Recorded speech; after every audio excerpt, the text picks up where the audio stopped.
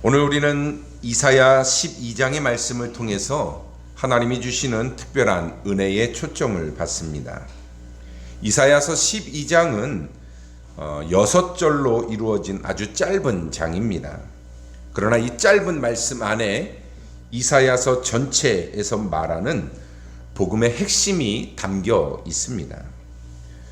이사야 선지자 당시에 이 하나님의 멸망과 심판의 경고로 가득하던 그런 메시지 한가운데서 하나님께서 이스라엘을 위해서 준비하신 구원의 절정이 드러나고 있고 또 그 구원을 체험한 백성들의 찬송이 폭발할 듯이 울려 퍼지는 그러한 말씀이 오늘 우리가 읽은 본문의 말씀입니다. 이사야서 12장은 그냥 찬양시가 아닙니다. 이것은 하나님이 자기 백성들에게 궁극적으로 이루어 주실 회복, 그리고 그 회복을 체험한 백성들이 어떠한 삶을 살아가게 될 것인지에 대한 예언적인 선언의 말씀입니다.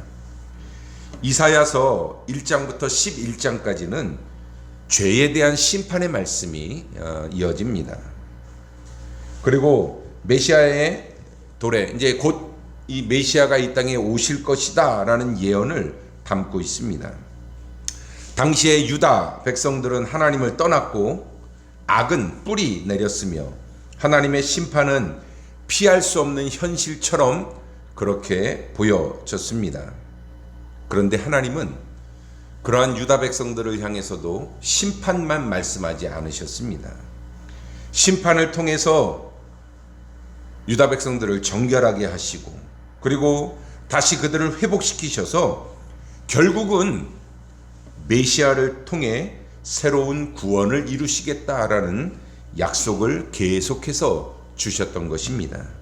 그리고 이제 이사야 12장 오늘 본문의 말씀에 이르러서 그 구원이 이루어진 후 유다 백성들이 하나님 앞에서 어떤 고백을 하게 될 것인가 하는 것을 보여준 말씀이 바로 오늘 본문의 말씀입니다. 오늘 이 본문은 그러한 고백과 찬양의 절정을 이루는 말씀입니다. 그리고 이 고백은 오늘 구원받은 우리들의 고백이기도 합니다. 이 말씀을 중심으로 이사야서 12장이 오늘 우리들에게 어떠한 신앙적인 의미를 주고 또 우리가 어떻게 살아야 할지 분명하고 또 실제적으로 함께 살펴보면서 은혜를 나누려고 합니다. 이사야서 12장에는 먼저 구원받은 이 유다 백성들의 고백이 담겨 있습니다. 오늘 본문 1절 2절 말씀 볼까요? 그날에 내가 말하기를 여호와여 주께서 전에는 내게 노하셨사오나 이제는 주의 진노가 돌아섰고 또 주께서 나를 안위하시오니 내가 주께 감사하겠나이다 할 것이니라. 여러분, 말씀의 시작은 놀라운 고백으로 시작이 됩니다. 하나님이 유다 백성들에게 노하셨던 때가 있다라고 이야기를 하죠. 그런데 이제는 그 하나님의 진노가 돌아섰고 그리고 하나님이 우리를 오히려 위로해 주신다라는 고백을 하고 있어요. 여러분, 이 세 문장은 복음의 핵심을 아주 단단하게 붙잡아주는 그러한 말씀입니다. 하나님이 우리의 죄악 때문에 진노하셨어요. 그런데 이제 그 진노가 돌아섰어요. 그리고 우리를 위해서 하나님이 오히려 우리를 위로해 주신다. 여러분, 이게 구원의 메시지잖아요. 우리는 죄로 인해서 죽을 수밖에 없는 존재들이었습니다. 이 죄의 문제를 우리가 해결할 수 없어요. 하나님이 화가 나셨죠? 심판을 받을 수밖에 없는 우리들인데 그런데 하나님이 그 화를 돌이켜 주셨어. 그래서 예수 그리스도를 이 땅에 보내주십니다. 그리고 예수 그리스도를 통해서 우리를 위로해 주시고 우리가 구원받을 수 있는 길을 열어주셨어요. 여러분, 이게 구원의 정확한 메시지잖아요. 오늘 본문에 그것을 담고 있다라는 겁니다. 우리는 결코 하나님 앞에서 의로운 존재들이 아닙니다.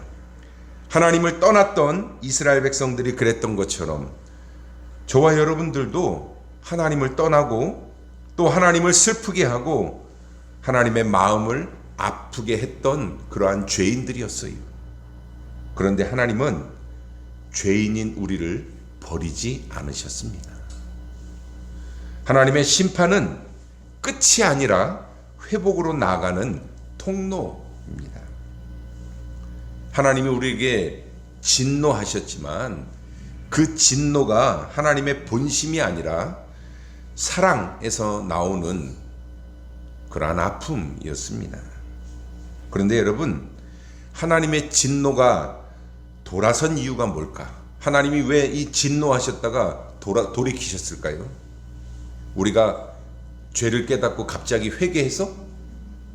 아니면 우리가 어느 날 갑자기 선한 사람들이 됐어요? 착해졌어요? 전에는 죄인이었는데 어느 날 갑자기 우리가 착해졌나요? 아니요. 우리는 여전히 죄인이고 여전히 그대로 있어. 우리가 뭔가 달라져서 하나님이 이 진노를 돌이키신 게 아니라는 겁니다. 여러분, 이스라엘 백성들도 똑같아요. 그들이 어느 날 갑자기 회개하고 하나님께로 돌아왔을까요? 아니요. 그들은 여전히 하나님 앞에서 죄를 짓고 결국은 나라를 바벨론에 의해서 멸망당하는 지경까지 이르게 되지요. 아무것도 달라진 게 없는데 하나님이 우리를 긍휼히 여기셔서 하나님이 돌이키신 겁니다. 하나님의 진노가 돌아선 것은 하나님의 은혜 때문입니다. 하나님의 사랑 때문이에요. 그리고 우리를 향한 하나님의 구원 계획 때문에 하나님이 진노를 돌이키신 겁니다. 그래서 2절에서 이사야는 이렇게 고백하죠. 보라, 하나님은 구원이시라. 하나님은 구원이시라. 여러분, 여기서 나의 구원이라고 하는 이 표현, 하나님은 나의 구원이시라. 나의 구원이라는 이 표현이 히브리어로 뭐라고 하냐면 예슈아라는 단어로 써요. 예슈아. 나의 구원, 예슈아. 여러분, 이 예슈아라는 이름이 이 단어가 뭐하고 비슷해요? 예수님하고 같은 일이잖아요. 여러분, 예수님을 히브리식으로 표기하면 예슈아라고 써요. 구원이라는 뜻이에요. 구원. 하나님은 나의 구원이시다. 이 말은 무슨 얘기냐면 하나님은 나의 그리스도시다. 하나님은 나의 예수다라는 말과 같은 말이에요. 여러분, 구원은 우리가 뭔가 착한 일을 하고 선한 일을 해서 우리가 쌓아서 놓은 업적의 결과가 아니에요. 구원은 전적으로 은혜요, 그리고 하나님의 선물입니다. 구원은 하나님의 사랑이 우리에게 흘러 들어온 결과로 우리가 얻은 겁니다. 그래서 이사야는 선언하지요. 내가 신뢰하고 두려움이 없으리니. 내가 하나님을 신뢰하고 두려움이 없어진대. 왜? 하나님이 나의 구원이시기 때문에. 왜 두려움이 없어져요? 내가 잘나서? 내가 갑자기 용기가 생겨서? 아니죠. 내가 강하기 때문에 두려움이 없어지는 것이 아니라 하나님이 나의 구원이 되시기 때문에 내가 두려움이 없어지는 거예요. 죄로 인해서 하나님 앞에서 두려움 가운데 떨던 백성이 이제는 하나님을 향해 두려움 없이 나아갈 수 있게 되었다라는 거예요. 하나님의 은혜로. 하나님께서 우리에게 주시는 첫 번째 은혜는 용서입니다. 용서. 우리의 죄를 용서해 주시죠. 그리고 두 번째 은혜는 위로입니다. 우리를 위로해 주셔요. 그리고 세 번째로 주시는 은혜가 뭐냐면 확신. 하나님이 나의 하나님이라는 확신을 갖게 해주셔요. 하나님을 만나면 우리에게 이 세 가지가 임합니다. 용서와 위로와 확신을 갖게 된다. 그래서 하나님으로부터 용서받은 자는 감사하게 되고, 위로받은 자는 평안을 누리게 되고, 확신을 가진 자는 담대하게 나아갈 수 있게 되는 겁니다. 여러분, 오늘 여러분들의 마음속에 혹시 두려움이 있습니까? 하나님께서 여러분들에게 말씀하십니다. 두려워하지 말라. 내가 너의 구원자다. 이 고백이 오늘 우리의 고백이 될 수 있기를 바랍니다. 자, 그렇다면 두 번째로 하나님의 용서로 이제 구원을 누리게 된 백성들의 삶이 어떻게 될까요? 하나님의 은혜로 구원의 이 축복을 받은 백성들의 삶이 어떻게 변화될까? 이사야는 3절에서 이렇게 말합니다. 그러므로 너희가 기쁨으로 구원의 운물들에서 물을 기르리로다. 자, 여기서 중요한 두 가지. 구원의 운물들에서 기쁨으로 물을 깃는다라고 이야기를 해요. 왜 구원의 운물이라는 표현을 썼을까, 이사야가? 여러분, 구원은 단 한 번에 이루어지는 사건이지만 동시에 우리가 구원을 받으면 지속적으로 그 구원을 누리게 돼요. 많은 사람들이 구원을 과거의 사건으로만 생각해요. 내가 옛날에 예수 믿고 구원 받았지. 과거에 구원받은 것을 이야기합니다. 그러면 지금은, 여러분 지금은 구원을 받으셨어요? 안 받았어요? 지금도 여전히 구원받은 채로 우리는 살아가잖아요. 구원은 분명한 시작점이 있습니다. 내가 언젠가 예수님을 영접했을 때 우린 구원을 받았어. 그게 시작이에요. 그런데 이 시작점에서 멈추는 게 아니라 계속 된다라는 거. 언제까지? 우리가 하나님 나라 갈 때까지.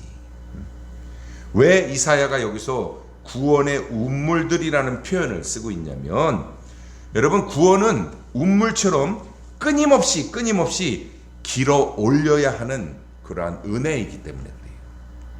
여러분 운물 써보셨죠? 운물에 물이 고여 있지만 그걸 내가 이 두레박으로 길어 올려야 그 물이 나에게 필요한 물이 돼요. 운물이 있어도 이 두레박으로 길어 올리지 않으면 나하고 상관없는 게 돼버리잖아요. 매일 필요할 때마다 끌어올려서 물을 쓰게 되는 겁니다. 구원이 그렇다라는 거예요.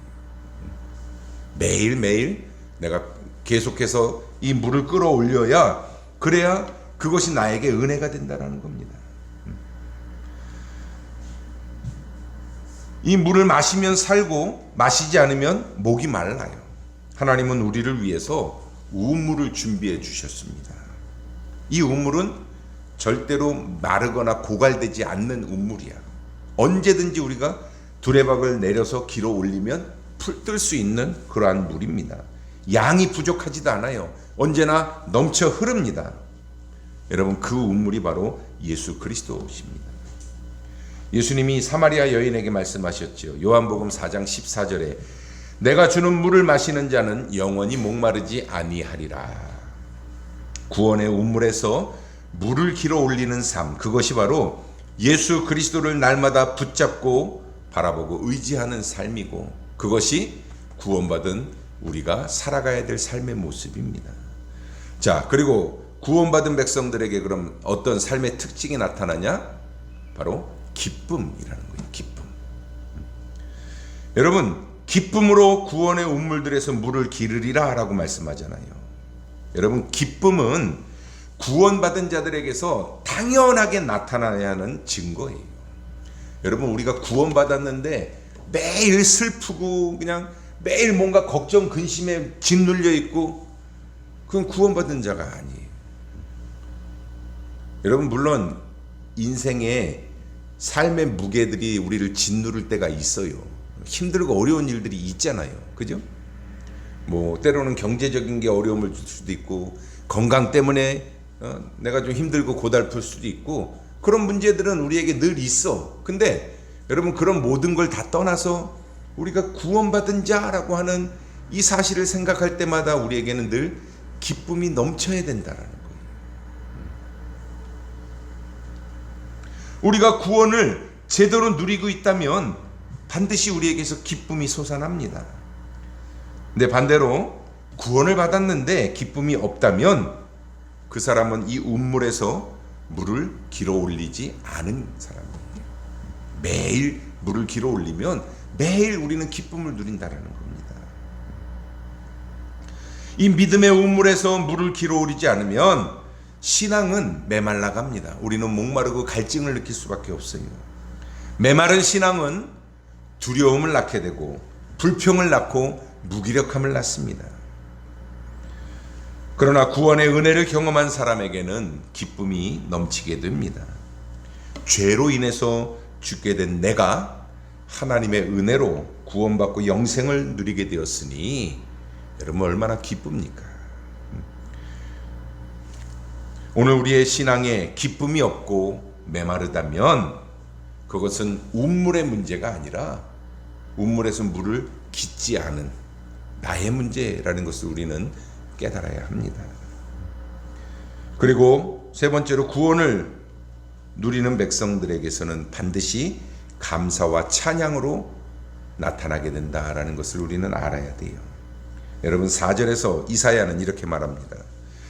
그날에 너희가 또 말하기를 여호와께 감사하라. 그의 이름을 부르며 그의 행하심을 만국 중에 선포하며 그의 이름이 높다 하라.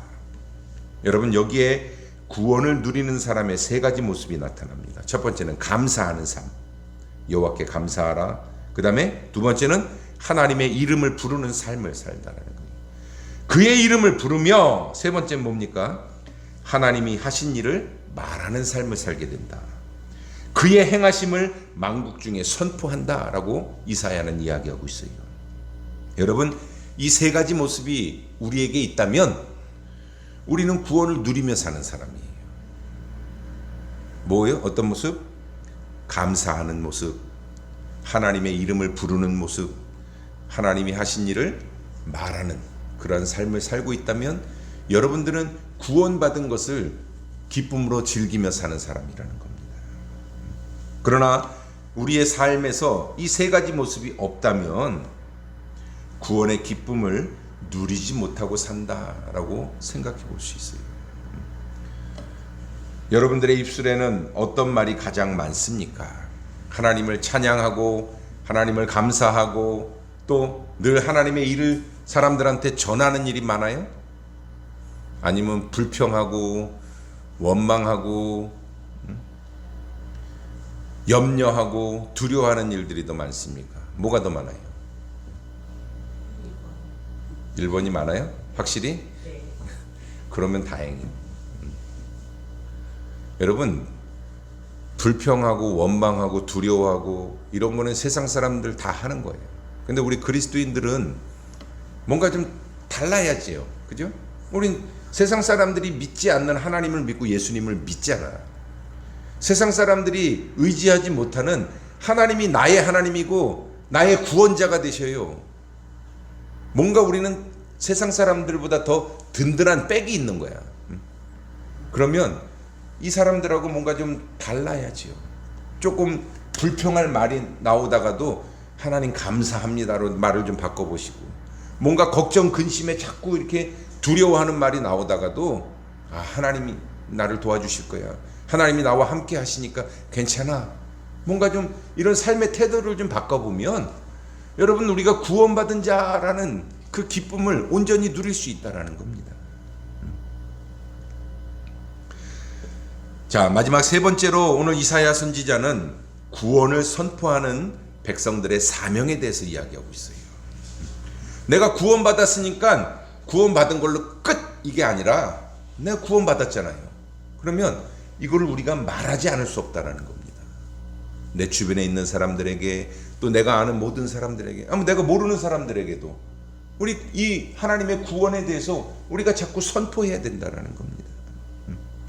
구원받은 백성들은 구원을 자기 안에만 간직하지 않아요. 구원은 반드시 밖으로 흘러내려 넘치게 돼 있어요. 그래서 구원받은 백성님은 하나님을 크게 찬양합니다. 5절에 보십시오. 여호와를 찬송할 것은 극히 아름다운 일을 하셨음이니 이 일을 온 땅에 알게 할지어다. 여러분, 이스라엘 백성들의 찬양은 그냥 감정의 표현이 아닙니다. 그들의 찬양은 하나님의 구원을 선포하는 가장 강력한 통로였어요. 하나님이 우리를 구원하셨다라고 선포하는 통로였다라는 거예요. 그게 찬양이라는 겁니다. 여러분 그냥 어떤 때 그냥 뭐 흥이 좋을 때 그냥 하나님 찬송하는 게 아니라 우리의 찬양 속에도 마찬가지로 하나님이 나를 구원하셨다라는 그 고백이 있어야 되고요. 하나님에게 감사하는 마음이 우리 찬양에 담겨 있어야 된다는 겁니다. 하나님의 백성은 하나님을 찬양하도록 지음 받았어요. 그래서 찬양은 하나님의 백성들에게 선택이 아니라 우리의 존재 이유가 됩니다.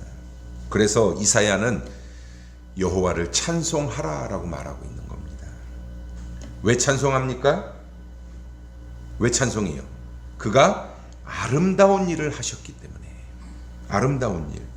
여기서 아름다운 일이 뭘까요? 구원, 우리를 구원하신 일. 그게 아름다운 일. 하나님이 뭐 착한 일 하시고 선한 일 하시고 뭐 우리한테 뭐 좋은 일 이런 개념이 아니라 하나님이 우리를 구원하신 거, 그게 아름다운 일이에요. 여러분 그것보다 아름다운 게 어디 있어요? 아름답다라는 것은 뭐 단순하게 좋다라는 뜻이 아니에요. 아름다움은 완전함입니다. 아름다움은 거룩함이에요. 하나님이 하시는 일은 우연이 아니라 계획, 하나님의 계획 안에서 이루어진 일이에요. 구원은 하나님이 하신 가장 아름다운 작품이에요. 예수 그리스도를 십자가에 내어주신 사랑은 인류 역사에서 가장 아름다운 사건입니다. 여러분 그 아름다움을 본 사람, 그 아름다움을 경험한 사람들은 절대로 침묵할 수가 없어요. 하나님을 찬양할 수밖에 없게 된다는 겁니다. 그리고 두 번째로 구원받은 백성은 세상 가운데 하나님을 선포하게 돼요. 이를 온 땅에 알게 할지어다. 여러분 구원받은 자는 구원을 전하는 자가 된다는 거예요. 내가 구원받았으니까 이제 됐어? 그거 아니죠. 내가 구원받았으니까 너도 구원받아야 돼 라고 말하게 된다는 겁니다. 구원을 체험한 자는 구원을 선포하는 자가 됩니다. 왜냐하면 구원은 나 혼자 누리라고 주신 선물이 아니기 때문에 그래요. 구원은 흘러가야 됩니다. 나누어져야 되고 선포되어야 합니다. 그래서 이사야는 6절에서 이렇게 말하지요. 시온의 주민아 소리 높여 부르라. 이스라엘의 거룩하신 이가 너희 중에서 크심이라 할 것이라. 여러분 구원은 뭘까요? 구원은 하나님이 우리와 함께 하심. 그게 구원이에요. 즉 임마누엘. 하나님이 우리와 함께 하신다. 이것이 구원의 본질입니다. 그렇기 때문에 구원받은 사람은 자연스럽게 하나님을 드러내. 하나님이 나하고 함께 계셔? 이 하나님이 너하고도 함께 계셨으면 좋겠어. 하나님이 나하고 함께 계시니까 너무 행복하고 너무 기쁘거든요. 그러니까 이 기쁨을 나 혼자만 누릴래? 이게 아니라 내가 너무나 기뻐서 이 기쁨이 주체할 수 없으니까 자연스럽게 내 주변에 있는 사람들에게도 이게 흘러나가는 거예요. 야, 너 왜 이렇게 맨날 행복하고 기뻐? 나 하나님 때문에 내 행복해. 자연스럽게 우리 삶에서 그게 드러날 수밖에 없어. 그래서 구원을 선포하게 된다는 겁니다. 여러분 좋은 일이 있으면 자꾸 말하고 싶죠. 그죠? 좋은 일이 있으면 말하고 싶고 자랑하고 싶은 게 인간이야. 근데 안 좋은 일은 숨기고 싶죠. 안 좋은 일은 자꾸 숨기고 싶어. 남들한테 별로 떠들고 싶지 않아요. 나한테 안 좋은 일은. 근데 좋은 일은 자꾸 말하고 싶거든. 자, 여러분 보세요. 여러분들이 만약에 이 복음을 여러분 주변한테 계속 이렇게 전하고 얘기한다면 여러분들이 복음을 정말 기쁘게 즐겁게 느낀다라는 거거든. 근데 복음을 선포하지 않아. 누구한테도 복음을 이야기하지 않아. 그러면 여러분들이 복음을 뭔가 부끄러운 것 그리고 감추고 싶은 것으로 여긴다라는 거예요. 잘 생각해 보세요. 내가 복음을 정말 기쁨으로 여기고 이게 나를 정말 행복하게 만들면 누군가에게 말하지 않을 수 없거든. 견딜 수가 없게 만들거든요. 그래서 복음을 선포하는 자들이 되는 겁니다. 우리가 믿지 않는 사람들에게 복음을 전하는 것이 어려운 이유는 복음이 우리에게 정말 충분한 기쁨이 되지 못하기 때문에 그래요. 내가 확신이 없으니까 전하는 것에 우리가 머뭇머뭇하고 주저하게 되는 거예요. 내가 확신이 있으면 말하게 돼 있어요. 내가 오메가3 먹고 났더니 눈이 막 밝아졌어. 눈물도 없어지고. 사람들한테 야 오메가3 먹었더니 눈이 좋아지더라 말해요 안 해요? 해. 왜? 저 사람하고 나하고 비슷한 증상이 있으면 이 사람도 이거 먹고 낫기를 바라는 마음이 있잖아. 나하고 가까운 사람 있으면. 여러분 그게 복음이에요. 어떤 병원에 갔더니 내가 뭔가 증상이 있어서 그 병원에 갔는데 치료 받고 싹 났어. 그럼 나하고 비슷한 증상이 있는 사람, 가까운 사람 있으면 그 사람한테 얘기해야 해. 당연히 하죠. 왜? 그 사람도 가서 낫기를 바라니까.